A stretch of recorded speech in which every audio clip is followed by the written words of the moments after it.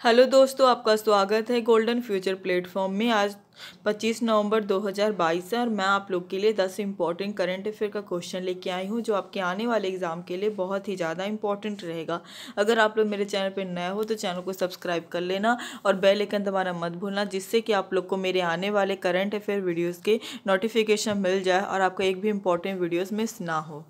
हमारा पहला क्वेश्चन है, हाल ही में जारी जलवायु परिवर्तन प्रदर्शन सूचकांक 2023 में भारत कौन से स्थान पर रहा है? इसका सही आंसर है ऑप्शन सी, 8वें स्थान पर भारत जलवायु परिवर्तन प्रदर्शन सूचकांक 2023 में रहा है। इंपॉर्टेंट पॉइंट्स देख लेते हैं हम लोग। जर्मन वॉच और क्लाइमेट एक्शन नेटवर्क द्वारा संकलित क्लाइमेट चेंज परफॉर्मेंस इंडेक्स 2023 का 18वां संस्करण 15 नवंबर 2022 को जारी किया गया। भारत जलवायु परिवर्तन प्रदर्शन सूचकांक यानी CCPI 2023 में 63 देशों में 2 स्थान के सुधार के साथ 8वें स्थान पर पहुंच गया। रिपोर्ट में पहले 3 स्थानों के लिए किसी देश को स्थान नहीं दिया गया है, क्योंकि किसी भी देश ने समग्र रूप से उच्च रेटिंग प्राप्त करने के लिए सभी सूचकांक श्रेणियों में अच्छा प्रदर्शन नहीं किया। रैंकिंग में डेनमार्क को चौथे, स्वीडन को 5वें और चिली को 6ठे स्थान पर रखा गया है। हमारा अगला क्वेश्चन है, हाल ही में कराटे 1 सीरीज ए में स्वर्ण पदक जीतने वाले पहले भारतीय कौन बने हैं? इसका सही आंसर है option B, Pranay Sharma karate 1 series A में स्वर्ण पदक जीतने वाले पहले भारतीय बने हैं। इंपॉर्टेंट पॉइंट से देख लेते हैं हम लोग। Pranay Sharma WKF karate 1 series A में गोल्ड मेडल जीतने वाले पहले भारतीय बन गए हैं। प्रणय ने पुरुषों के 67 किलोग्राम कुमाइट फाइनल में यूक्रेन के डेविड यानोवस्की को हराया। इंडोनेशिया की राजधानी जकार्ता में 18 से 20 नवंबर को आयोजित WKF 1 सीरीज ए विश्व प्रतियोगिता में दिल्ली के 22 वर्षीय भारतीय कराटे खिलाड़ी प्रणय शर्मा ने शानदार प्रदर्शन किया। हमारा अगला क्वेश्चन है, हाल ही में अनामलाई टाइगर रिजर्व ने कहाँ जंबो ट्रेल्स लॉन्च किया है?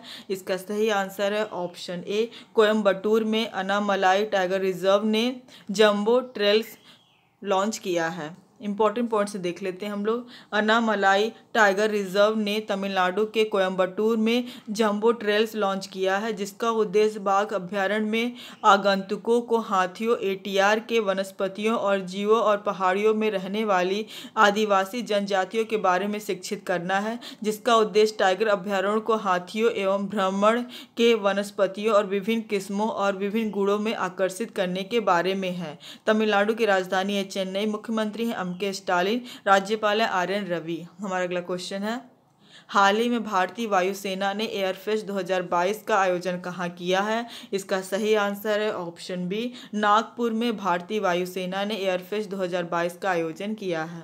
इंपॉर्टेंट पॉइंट से देख लेते हैं हम लोग। भारतीय वायुसेना का वार्षिक शो एयर फेस्टिवल 2022 की शुरुआत वायुसेना के चलन और हेलीकॉप्टर के आश्चर्य और चमक प्रदर्शन के साथ 19 नवंबर 2022 को वायुसेना नगर नागपुर में अनुरक्षण कमान मुख्यालय में शुरू हुई। एयरफेस्ट का आयोजन आज़ादी का अमृत फेस्टिवल के एक भाग के रूप में किया जा रहा है। एयरफेस्ट का उद्देश्य भारतीय वायुसेना के विभिन्न प्रकारों को चित्रित करना और नागपुर के युवाओं को एक रोमांचक करियर के लिए भारतीय वायुसेना को जिम्मेदारी के लिए प्रेरित करना है। इसकी स्थापना 8 अक्टूबर 1932 को हुई थी। यह केंद्रीय रक्षा मंत्रालय के अंतर्गत आता है। हमारा अगला क्वेश्चन है, हाल ही में कौन कनाडा में ब्रैम्पटन शहर के डिप्टी मेयर नियुक्त किए गए हैं? इसका सही आंसर है option C, Harkirat Singh Canada में ब्रैम्पटन शहर के डिप्टी मेयर नियुक्त किए गए हैं। इंपॉर्टेंट पॉइंट से देख लेते हैं हम लोग। कनाडा के ओटारियो प्रांत के ब्रैम्पटन शहर में हरकीरत सिंह की नियुक्ति के साथ ही अपना पहला पगड़ीधारी सिख डिप्टी मेयर मिल गया है। ब्रैम्पटन सिटी काउंसिल की एक प्रचार में कहा गया कि वार्ड 9 और 10 का प्रतिनिधित्व करने वाले हरकीरत सिंह को 2022-26 से डिप्टी मेयर नियुक्त किया गया है। डिप्टी मेयर उप महापौर, नगर परिषद और अन्य समिति की अध्यक्षता करते हैं और मेयर का मतलब होता है महापौर की अनुपस्थिति या गुम होने पर मेयर की ओर से प्राधिकृत और नागरिक कार्यक्रम कर्तव्यों को ग्रहण करते हैं। कनाडा की राजधानी ओटावा। प्रधानमंत्री हैं जस्टिन ट्रूडो। मुद्रा है कैनेडियन डॉलर। हमारा अगला क्वेश्चन है, हाल ही में किसे प्रतिष्ठित डॉक्टर कलाम सेवा पुरस्कार से सम्मानित किया गया है? इसका सही आंसर है ऑप्शन बी, रवि कुमार सागर को प्रतिष्ठित डॉक्टर कलाम सेवा पुरस्कार से सम्मानित किया गया है।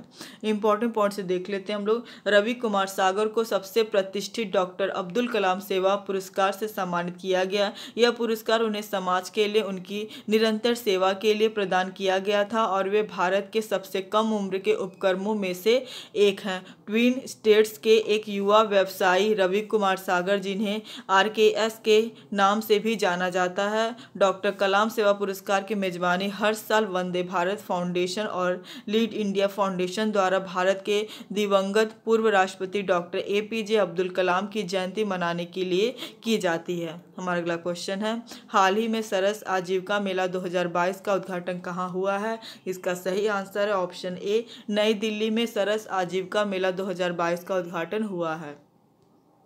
इंपॉर्टेंट पॉइंट से देख लेते हैं हम लोग। केंद्रीय ग्रामीण विकास और पंचायती राज मंत्री श्री गिरिराज ने प्रगति मैदान नई दिल्ली में सरस व्यवहार मेला 2022 का उद्घाटन किया। सिंह ने बताया कि ग्रामीण विकास मंत्रालय को विशिष्ट उत्पादों और शिल्प क्षेत्रों में स्टार्टअप पहलों के लिए 3 राज्यों में 60,000 से अधिक आवेदन प्राप्त हुए हैं। हमारा अगला क्वेश्चन है, हाल ही में कतर ने किस देश के साथ दुनिया की सबसे लंबी गैस आपूर्ति डील पर हस्ताक्षर किए हैं? इसका सही आंसर है ऑप्शन ए, कतर ने चीन देश के साथ दुनिया की सबसे लंबी गैस आपूर्ति डील पर हस्ताक्षर किया है। इंपॉर्टेंट पॉइंट से देख लेते हैं हम लोग। कतर एनर्जी ने चीन के साथ 27 साल के प्राकृतिक गैस आपूर्ति सौदे की घोषणा की है। इसे दुनिया का सबसे लंबा गैस सप्लाई समझौता बताया गया है। कतर की सरकारी ऊर्जा कंपनी कतर एनर्जी अपने नए नॉर्थ फील्ड ईस्ट प्रोजेक्ट से China petroleum and chemical corporation यानी सिनोपेक को सालाना 4 मिलियन टन तरलीकृत प्राकृतिक गैस भेजेगी। चीन, जापान और दक्षिण कोरिया के नेतृत्व वाले एशियाई देश कतर की गैस के लिए मुख्य बाजार है, जिसकी रूस के यूक्रेन पर हमले के बाद से यूरोपीय देशों द्वारा मांग की जा रही है। हमारा अगला क्वेश्चन है, हाल ही में किसे नेपाल के नए प्रधानमंत्री के तौर पर चुना गया है? इसका सही आंसर है ऑप्शन सी, शेर बहादुर देउबा को नेपाल के नए प्रधानमंत्री के तौर पर चुना गया है। इंपॉर्टेंट पॉइंट्स देख लेते हैं हम लोग। प्रधानमंत्री और नेपाली कांग्रेस के अध्यक्ष शेर बहादुर देउबा गृह जिले धनकुटा से लगातार 7वीं बार निर्वाचित हुए हैं। कार्यवाहक सरकार के PM देउबा को 25,534 वोट मिले और उन्होंने प्रतिनिधि सभा के सदस्य पद के लिए 13,042 वोट हासिल करने वाले अपने प्रतिद्वंदी सागर ढकाल को हरा दिया है। हमारा अगला क्वेश्चन है और आखिरी क्वेश्चन है, हाल ही में किसने फार्मूला 1 रेसिंग से संन्यास लिया है? इसका सही आंसर है option D, Sebastian Vettel formula 1 racing से संन्यास लिया है।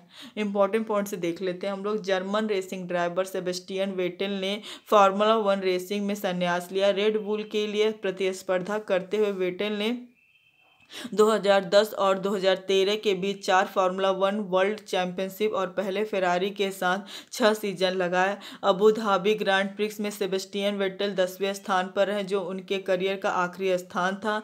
रेस से पहले वेटेल को अपने साथी प्रतिस्पर्धियों से गार्ड ऑफ ऑनर मिला।